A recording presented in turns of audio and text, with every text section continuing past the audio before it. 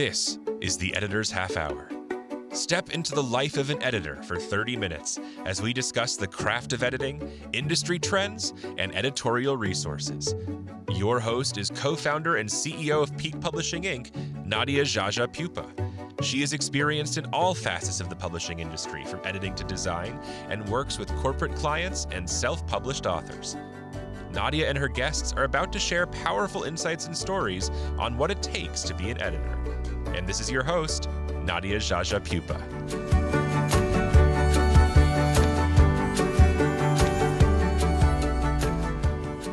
Welcome, listeners, to the Editor's Half Hour. Happy New Year. We are starting out this year with an amazing guest, Jane Friedman. I am so excited to bring her on. But before I introduce Jane, I just want to announce an upcoming conference in San Diego, the Love LitCon. If you are close to or in the San Diego area, the weekend, it's actually Valentine's weekend.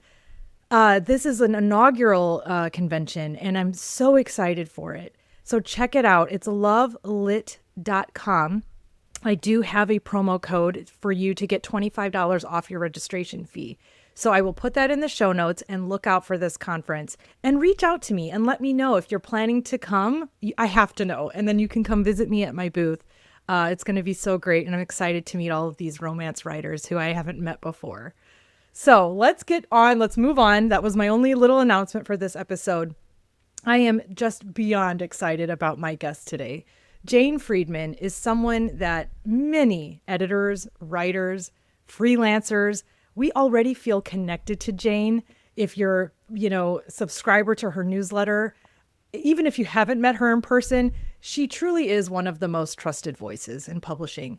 She's known for helping creatives navigate the business side of a very, very emotional, I don't know what other word to use for this industry to describe it other than just creative.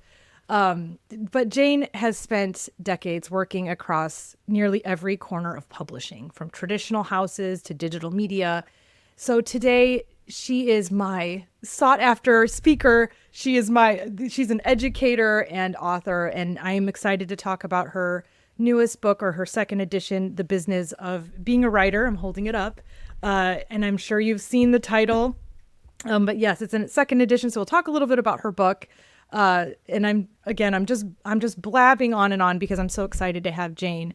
But I do want to acknowledge a quote from one of my past podcast guests. It was Erin Van Dyke, when I actually had she came to San Diego on vacation, and we had lunch, and I said, I have Jane Friedman who's going to be on my podcast. I was so excited. And she described Jane. She said, what? No way. And she describes you, Jane, as the North Star of publishing. And I thought that was so cool. So welcome, Jane. I am so excited for you to share your wisdom with my listeners. Welcome. I'm just so happy to have you. Thank you so much. It's a pleasure. I know I already introduced you, but is there anything else you want to add to your introduction that I may have missed? I don't think so, but I know a lot of people always focus on the book that I have out in the market, which is, of course, very important. But I always like to remind folks that I consider my most important body of work to be my newsletters, which have been going on, for close to 2 decades now. So just thought I'd put that out there. Yeah, and I love that. I think that's how we feel so connected to you, because you put a personal touch in your newsletters. You share things that are happening in your life. And we're just following along, and it's really, really wonderful. So I'm glad you mentioned that too. So why don't we just get started with talking about the book? We do plan on getting a little into AI later in our conversation, and we'll dive even deeper when we have our exclusive interview after the main interview. So that'll be great to get your thoughts on that. And for our listeners to know, I actually met Jane in person at the Red Pencil Conference, which is hosted by the Northwest Editors Guild. And it was such a delight. Everyone was so, so happy to have you there. And I have to say, Jane, your keynote was just, top notch. So I do want to talk about that as well. You really, you covered AI, and you were open and honest about it. And the way that you talked about it was so great that even in my presentation, I made references to some of the things that you mentioned in the keynote. So we'll get into that as well. So how about we start with the business of being a writer? I think that there's some fabulous information in here, obviously, for writers. But editors have so much to gain from all of the things that you explain about the writer's journey, what writers need to think about outside of the writing process, the business, obviously, the social media presence, all of the things that are adjacent to the writing process. So I think that when editors, from an editorial perspective, when editors are reading these things, it's eye-opening for editors to understand, okay, maybe there's something I can do to help the writers. Maybe I can help them with establishing their newsletters. Maybe I can edit the newsletters. Maybe I can help them, develop them. Social media content. There's a lot there where editors can step in and help. So why don't we start with the book, and you explain, maybe highlight some of the new content in the second edition, and then we'll just keep going deep and deep into the freelance process and business of publishing. Sure. So the second edition is a really huge overhaul. I mean, there was almost 10 years in between the first and the second, and I wrote the first edition at a very different time for social media and also for the ways that people publish. So there's much more in the second edition about things like hybrid publishing, self-publishing, what it means to market and promote if you don't have a publisher supporting you, or even if you have a publisher, but they are kind of missing in action. So there's more of that in the second edition. And I also included up front a section called Mindset Matters, because the longer that I'm in the business, the more that I recognize the mechanics of publishing and even some of the business stuff that I really want people to know. It doesn't make a big difference for people to know it if they have the wrong mindset, or if their attitude is kind of poisoned by certain messages or myths, like you can't be a real artist if you care about the business, things like that. Oh, that's a really, really good point. And so great that you highlighted those things in the second edition. Yeah, it's just such a great, it's like a cornerstone book for the writer world. But again, I just think that there's so much for editors to learn from in this. So let's just jump right in. Let's just talk about editors specifically. Obviously, that's the majority of the listeners are, they are editors. I hope that some writers listen as well. But we had a great conversation, before we, set up this recording, about just the freelance side of things, and that editors, and, I want to be real, editors, they struggle sometimes more than they should when they're, not just establishing their business, but in their business, and they've been doing their thing, let's say 10 years as a freelancer. When it comes to positioning and business strategy, where do you think maybe editors are struggling? What can we address right off the bat, and then just get into the weeds today? Sure. Probably the biggest issue I see with any freelance editor is they're casting too wide of a net. They're basically willing to take on any type of client, any type of project. And I understand that impulse because, I'm a full-time freelance writer and editor. And I began my business primarily doing editing work. And I cast a wide net. I was like, anyone who wants to hire me, let's do it. But I realized really quickly that there were some things I enjoyed more. There were some things that paid better. And there was some sort of work that felt sustainable and like it felt like a joy to continue doing, and other things that I realized I was going to burn out. So when I started really positioning myself as, okay, and this was my choice, I'm only going to focus on helping people with the business aspects, because I used to do developmental edits and content edits, copy editing and proofreading, all sorts of things. And I really quickly reined it in. And I found that not only was I happier doing that, it made me more efficient. I was able to charge higher prices, and I started to build a brand and word of mouth around I was the person to do this specific type of work.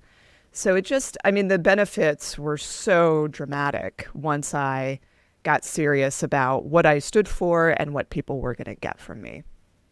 Oh, that's so great. And I feel like I am looking at you as this like person who I am working toward, because I'm going through that process right now with my business of looking at how I had started, which was exactly what you said. I casted this very wide net, and I still do. And I don't think that it depends on how you handle it, because I did start that way when I launched the freelancing, like as my own business. And I took whatever, fiction, nonfiction, corporate work. And oh yeah, I definitely burned out. I was doing the work and I was running the business. And so it's exactly what you just said. So now I have, not right now, but over the past 2 years, I have shifted from not doing every single project and bringing contractors onto the team. And now I am focused more on that business side and focusing on what do I stand for? What is it that we provide? And so I think it is very similar in the way that we are offering our feedback. And I think I really can't even, it's hard to put a price tag on something that is so focused on your consulting. And I just think that the value is just through the roof. Somebody who, you understand the publishing industry. And so let's get into some of the things the services that you provide your clients.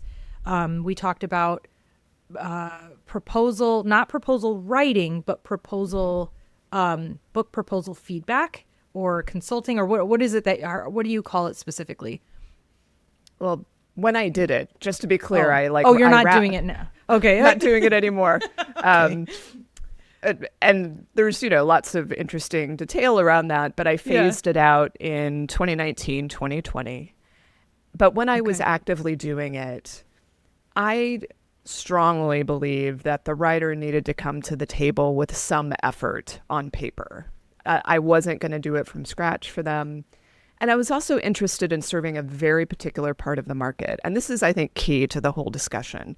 Okay. Who is it that you really want to serve, or that you feel like you deeply understand and you want to meet their needs? And I really wanted to offer insights to writers who might not have any other source of information. They don't have anyone they trust. They're looking for someone who can help guide them, but they don't have $10,000 to spend, because if you get it, especially on the book proposal side, it is so easy to end up paying 4 figures, 5 figures. And it's, often you find that the people who are at the top of their game in that space are people who are serving executives, corporate leaders, speakers, thought leaders.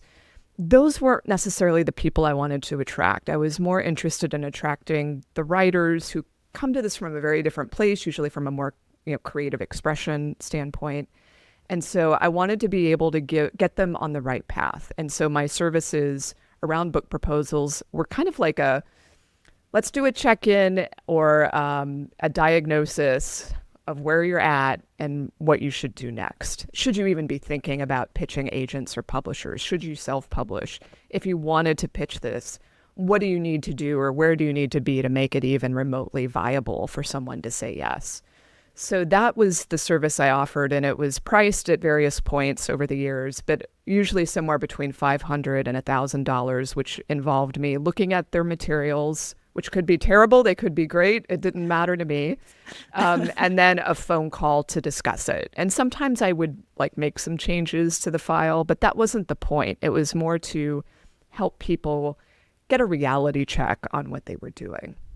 Oh, but see, that is so valuable. And I love that you made it so affordable, because you knew, like you said, you're servicing a specific market of writers, a specific group of writers, and you're giving them such valuable feedback. And it's like, here's your instruction manual to go on and. And I should add, the other reason this worked so well for me is that I like having a high churn business. It's the same reason I like doing newsletters and not books so much. I like the fast pace. I like getting something done and then moving on to the next. And so, as we know, book writing is a years-long process. Getting published, years-long process. Yeah. It's not that I didn't like my clients or want to stick with them, but it's like what I have to offer you, what I have to offer that is most valuable is this wake up call or like this mindset adjustment. And then you need to move on to the next stage. And I'm hanging back. I am not here to hold your hand. I am not a hand holder. I'm not nurturing. Here's the truth. Move on. This is so great to hear. And you know what? That is what cracks me up is that I have heard this by more than a handful of editors, copy editors specifically, who are like, they just exhale and like, oh, I am not, this author wants me to hold their hand. And so what's so funny is that is how I found my niche is I am the hand holder. I am nurturing. And so I bring on those clients that stick around for 9 months, and we work together, and I'm there to encourage them because they get discouraged halfway through. Right. You've been through it, especially if you said that you've done developmental editing. You know that authors have that self-doubt, and then they bring it to you, and you're sitting there like, I am not your therapist. However, like you're trying to, help them, encourage them to continue. And, it does get tricky sometimes. I've been there with authors. I've even been there with authors who are submitting their query letters and, book proposals, and the discouraged. It's hard. So I have to share with you one quick story. Yeah, I was also helping people early on with the self-publishing process because I really knew how to do it, and I thought this might actually be easier than editing. God, how wrong I was. And so I was about a year into this when I had a pair of clients. They were co-authors. That's the first red flag. And they were writing a book about how to navigate divorce in a more productive way. Okay.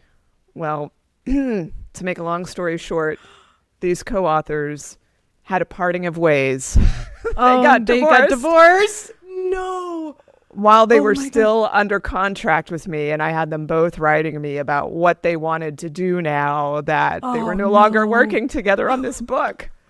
And I was like, I'm never doing this again. It's not worth it. Yeah. Oh my gosh, you were caught in the middle. Oh, that is a horrible situation to be in.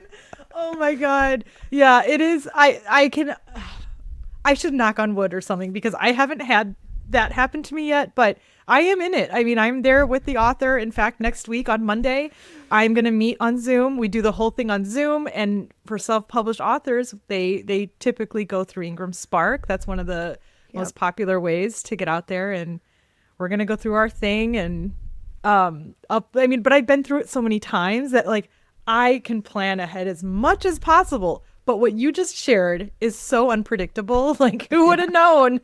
That to me does not sound like a red flag. Co-authored book sounds great. Maybe they'll be more productive.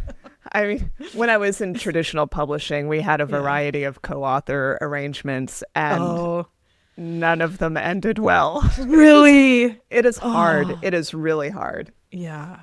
Well, I definitely, at least on the academic side of things, and of course I do editing, design, a whole bunch of different things. But academia, the authors, I listed them in alphabetical order. I thought that's what we should do on the cover of this. I think it was a white paper. It wasn't a journal. I did a lot of journal work, which was different, but this was, I think it was just like a white paper. Anyway, it was some type of report. And I'm like, I have the authors' names. I should list them in alphabetical order.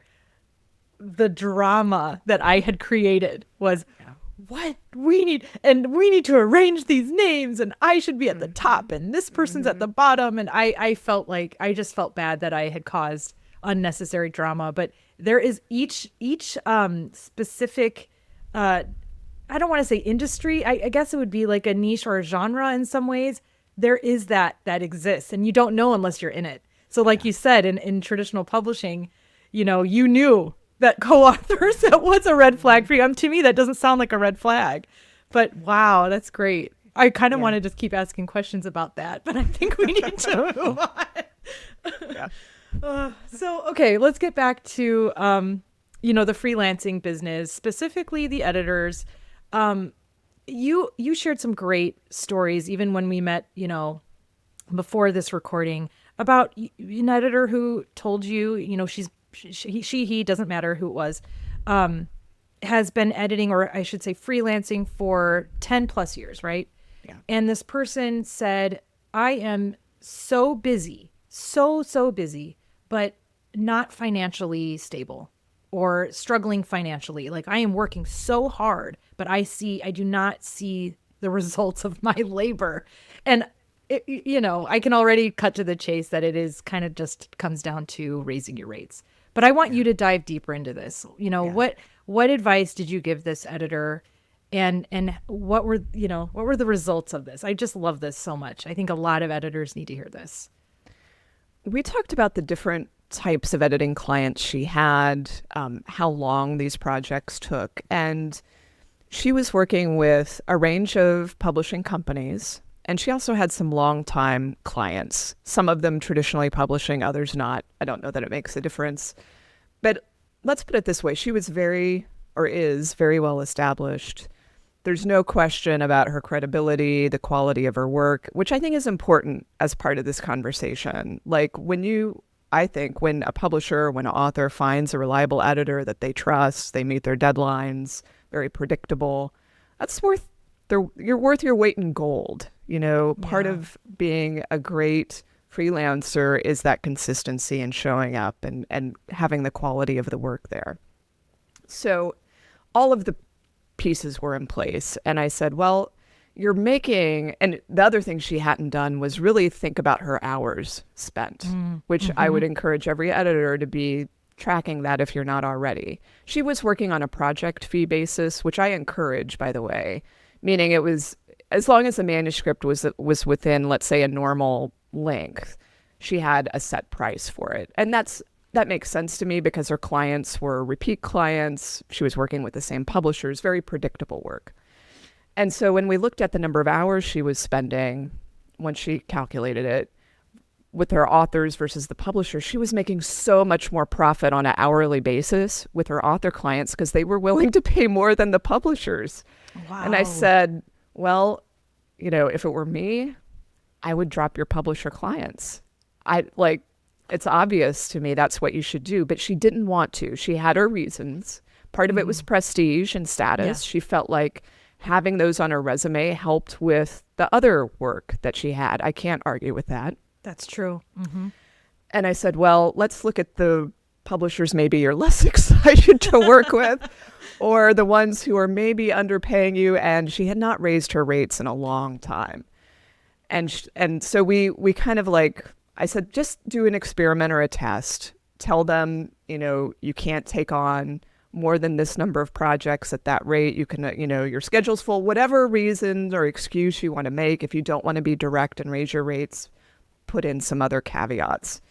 So she did what I recommended, and wouldn't you know, the publisher immediately increased what they were paying her because they wanted to continue working with her. This is such a good story. I love this story so much. I mean, I just love it because editors need to hear this, especially the ones who have been doing their thing, for 10 plus years. And I do gear most of my content on the podcast to the experienced editor. We tend to gravitate, even speakers, presentations, we tend to gravitate to the newbie editor. Let's talk about what is developmental editing, and it's a thing that I think experienced editors need to hear. Yeah. Raising your rates, knowing that you can and when you can. Right off the bat, like you said, a newbie editor, it's a little tough. You need to build your reputation. You need to build your experience, build your resume. And going back to what you said about the publishers, in a webinar with the University of Chicago, I talked about the entrepreneurial spirit of freelancing. And in that, at the end, during the Q&A, one of the attendees asked about working with publishers. And right away, I said, I have never worked with a publisher. Not that I'm a shark and all I care about is money. That's not true. But I just knew, and I know that they don't pay as well as maybe a corporate client, self-published authors. And there was shock. I think the reaction was, whoa, what? Because you think there is that prestige that comes with working with, whether it's a university press, the big five. I always say big. I said big four the other day. I'm like, wait a minute. Anyway, it's a thing. And I think you made a really great point is, who are the publishers that excite you the most? Who are maybe the most prestigious that build your reputation? Stick to that one. Don't do all of them. Just focus on the ones that are paying you the best. You've been doing your thing for how many years? It's like you deserve to get paid well for the work, and you're putting, So yeah, I'm so glad you shared this. Yeah. The other thing we discussed was how could she squeeze more out of not out of the authors, but out of her work with authors, because she only had one thing that she offered to people, which was basically the whole enchilada edit, really intensive, very time consuming. She was doing like her, 10 to 15 page editorial letters. I said, you are at a position now where you can give people guidance on their entire manuscript without writing a 10 to 15 page editorial letter. You could do an hour Zoom or something. You could also you could probably do these really quickly, within a few hours rather than 40 or 50 hours, but charge a premium comparatively. And so she also started this more like quickie offering, get kind of like what I did with proposals. Let's talk about your manuscript and the state it's in. So she added that to the mix to decrease those really time-consuming 40 to 50-hour projects. And that has also been a really successful tactic for her. Oh, that is key. That is really, really important, because it's establishing it's like that consulting. You're putting that consulting angle on it. Right. And like you said, positioning the pricing accordingly. Yes. So let's get into that too, because I tend to gravitate to that fee, that flat fee versus, the hourly or per word. Right. Why don't we get into that a little bit so that editors can hear this and maybe rethink. This is the beginning of the year, right? This is January 1st that this episode is coming out. And I think this is a perfect time for editors to rethink how they're, running their business and maybe change things up in their contracts. Yeah. I believe that per word and per hour pricing puts most editors at a dramatic disadvantage. There are some exceptions maybe with things like proofreading and some copy editing. But especially when you're working with authors, I would really recommend pricing based on value, not time. So what value are you providing? What problem are you solving? And also think about the market that you're serving. So if you're serving thought leaders, executives, even businesses that are dealing with the publishing side and they have no expertise and they need your help, these people aren't going to blink at paying 4 and 5 figures. If you're the expert and they want your expertise, they're going to pay it. So, certainly I could have charged more than I did, but again, I was thinking about the market I wanted to serve, but I certainly had a lot of people who were willing to pay triple or 10 times the amount. And you have to remember here in pricing psychology, if you're pricing too low, people will believe that the quality is also lower. So there's a dance here. But I usually, when I'm talking with editors or freelancers, I suggest not only pricing based on value, so we're talking like a flat fee or a package price, think about having your offering in tiers so that people can choose the right offering for them. And, and you'll see this in all sorts of businesses, like the silver, gold, platinum, Yes, which plan do you want? And it also helps you control the deliverables, so that you don't get the mission creep. You can say, in this plan you have chosen, this is what you get. Now, if you change your mind later on and you want this other thing that's in the platinum, then there's going to be an additional fee charged.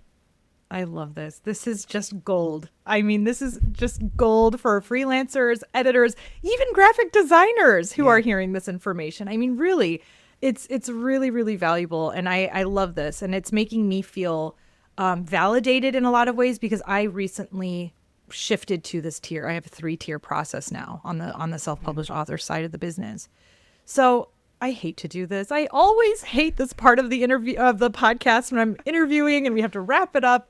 But how about this? I definitely want listeners to hear about this really great Substack article that you shared with me about the myth of, Jane, help me find a good editor. Help me find a good agent, and that pressure that was put upon you.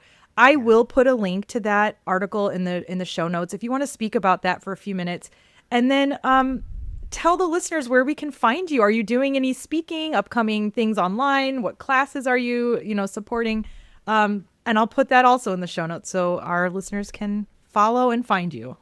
Yeah, I have a secret Substack, which people probably shouldn't subscribe to, but that's where I did my article about where there is no such thing as a good editor, agent, publicist, publisher, blah, blah, blah.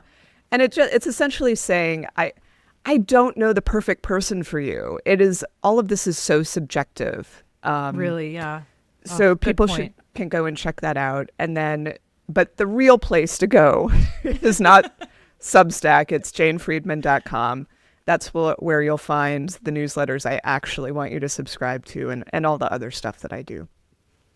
Thank you so much, Jane. This has been so great. And I am so happy to share that we are going to continue this conversation in the exclusive interview where we will address AI, which I always reserve that for the exclusive. I don't like that AI is taking over every conversation that exists, but it's a thing. And I also want to acknowledge it. So we will continue this conversation about AI and obviously all the fun things that Jane will share, unfiltered, unedited. She's just going to let out all her opinions and I can't wait to hear them. But thank you again, Jane. This has been so great. Thank you so much, Nadia. Thank you for listening to the Editor's Half Hour.